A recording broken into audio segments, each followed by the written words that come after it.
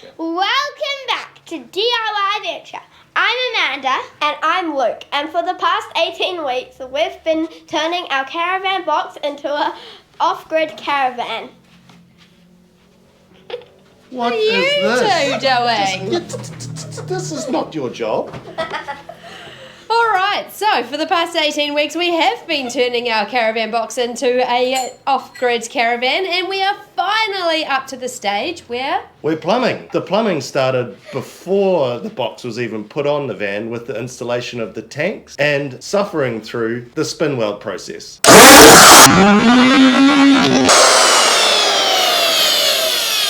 We decided that we would try and spin weld the tanks ourselves, and that turned into a bit of a disaster. These are the tanks. We've got 2 freshwater tanks and 1 big grey water tank. The freshwater tanks are 141 litres each, the grey water is 200. What we need to do is put some holes in them. To make the holes actually usable and that we can put some pipes into them without anything leaking, we put these little things in, which are called a spin weld. You put them in like it says on the tin. Drop the weld into the hole and you use the router with a little bit to spin it, and what happens is it melts the plastic of both the tank and the spin weld bit and welds it together.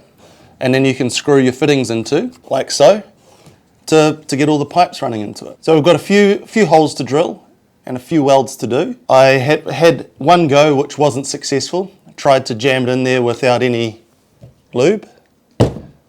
Not recommended. But it seems to hold okay, but I expect it to work a lot better with the lube. So let's get going.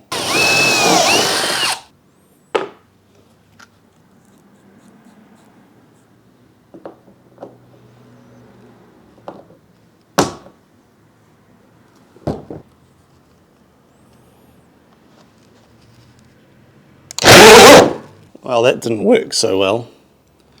The router that I've got doesn't quite have enough torque, and it looks like only this part of it has welded on a little bit. I'll probably be able to pop that off and try again, but I'm just wondering if my router is not good enough.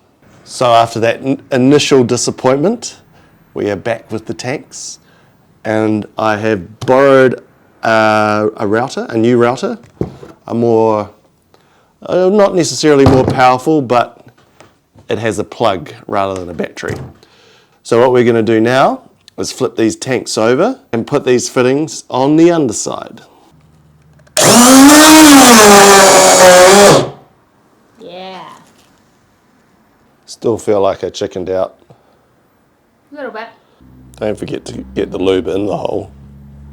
Oh, I did not do that on the last one. Not required. That's why it's a bit scratchy. Not required. Oh, something else has happened there. Oh dear. Broke that off. You are not the director. I'm not even sure you're the talent. More talented than you. Who has a bigger YouTube channel and does videos literally every week for the last 7 years? Yeah, not as talented as me. Okay. So we got that tank flipped over, and now we just have to drill a hole for the drain. This is a slightly different fitting to what we've used on the tops. It's a male fitting as opposed to a female one. And the spin weld that I've got is somewhat janky. So we'll see how it goes.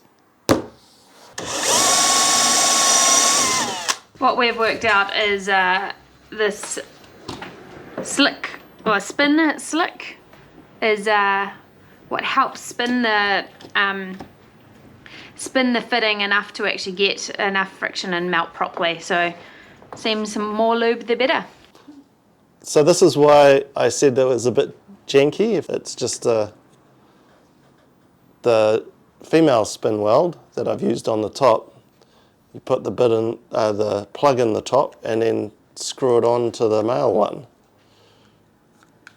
So it's not quite as secure as the last one, but we'll see how it goes. I chickened out. Yeah, you did. Okay, ready? Yeah.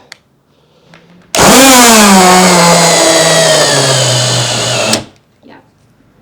Yeah, hold it. Yes. Oh, that's better.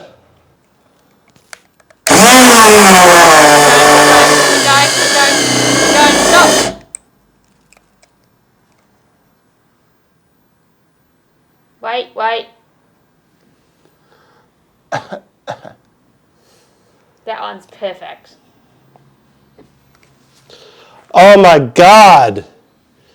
That's what it's meant to be like.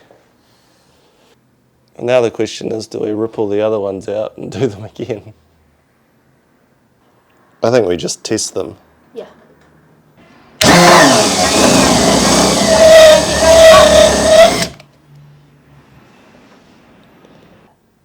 That looks perfect. Oh. Yay! Probably could have even gone a bit further, but what we were struggling to do is actually see under the router so that you could get it in far enough, but you didn't want to actually go through the tank. Well, the next thing to do is to get some fittings, make sure that they all fit on and the pipes all work. What's that face for? Grumpy at him because I just said before about how the camera wasn't focusing properly, and he got grumpy at me, and I was right. Wasn't I, Luke? No, it was focusing. No, it wasn't. The servo was off, okay? Not focusing. The moment of truth. We're gonna water test them. Uh-oh. I think this one might be leaking.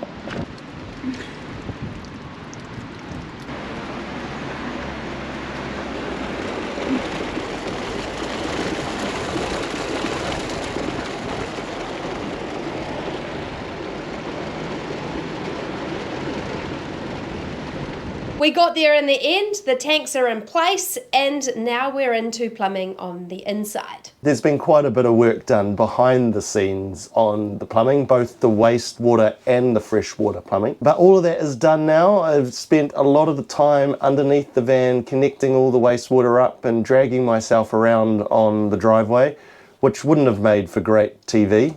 So we've just left that bit out. But what we'll do is we'll do a little bit of a showcase on what we've done under the van now. I believe that Luke is actually putting the tanks in. What's happening under here? Yeah, I'm putting the tanks back in because we had to take them out to do all the spin welds. But you've managed to get the 2 freshwater tanks in now. Is that right? One there, this one here. Grey goes here. Oh, right where you are. Yep. So that Cool. will last. It's been much the same story for the freshwater side of the plumbing. I've already run all of the PEX pipe throughout the whole van, and I've created a bit of a manifold for distributing the water when it comes in from the tanks or from the main system. What this manifold does is it allows for water to come in 2 different ways, one through the pump itself and another through the mains water inlet, which is just here. And what that does is it will distribute the cold water to the shower and that end of the van, and then the cold water to the kitchen side. And then it also will, the third place it distributes the water is to the hot water system, which is going to sit right here. And then from the hot water system, that goes into here, and then it will distribute the hot water down to the shower and the hot water across to the kitchen. The pump is now connected. It's not connected to any water coming in, but it can run dry. So we are going to get our trusty EcoFlow app out, and it's on switch number 6. So let's test it out. Ooh! There we go. It all goes. That's a good start. And with the magic of the internet, I've got all the pipes connected. Let's try that pump again and do a leak test.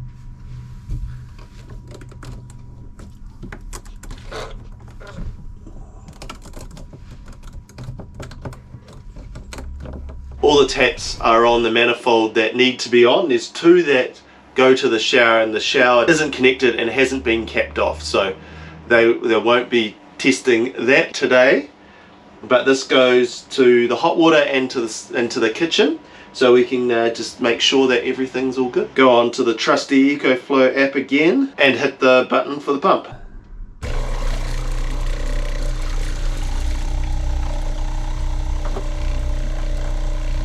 I'm hearing for leaks at the moment, not quite looking.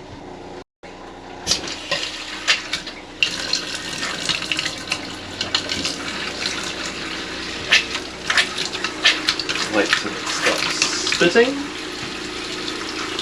and turn it off.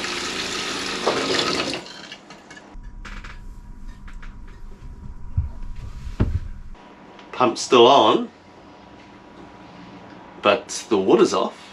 That's positive. Now I'm just going to run around and have a real quick check on all the joints for the leaks and see if there are any. Doesn't seem to be any there, that's handy. This is probably the most important part. I should have checked over here first.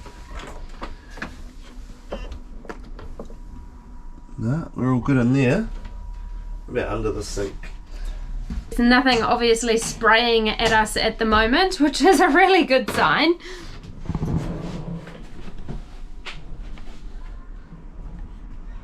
Have we got a leak under here? Are they on? They're on, aren't they? Yeah, they're on because the water was going. Well, that seems okay. And the best part is we've got water.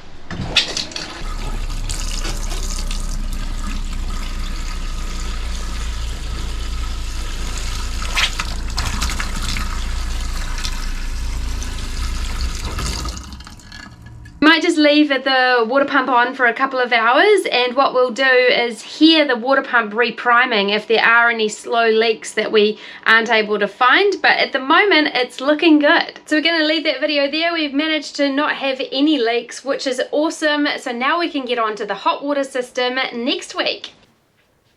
Yeah!